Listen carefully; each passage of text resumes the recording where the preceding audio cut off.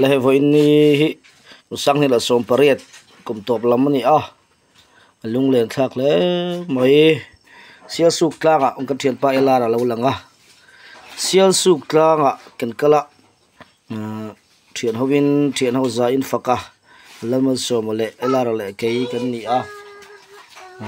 sial suk tlang hi an lo en kol nuam le maya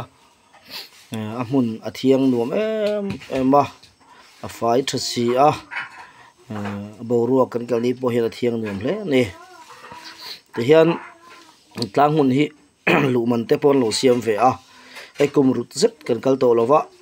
kan le po chak le mai sang ni som paret kuma kan kal bak sial suk tlang a hian thian hun kan kal le to lova ang lai mun hi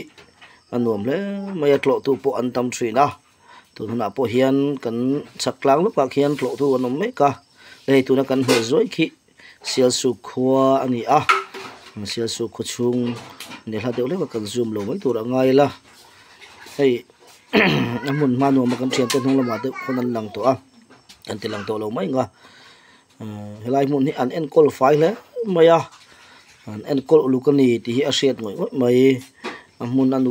me ma boruak athiang nu em boka kalaman la le maya zoramin hetiang mun tha mun nuam kan nei hi kan choi vuli kan ngai hlu zel tura po ngai la thange kan ning tlanga te po anom mek ti kan hua sek suk khusung po anu ama kan chuan boka hemi zo kan kal zo te hian kan le po cha kum ne maya lai mun chu ngai om vong vong le mai kan thian hovin hemi hun kan kala thian ho po hei ba ka chu in hu khom le ti khom om tami lo buk ani kan hnunga te po kan thian than khat te po local ve boka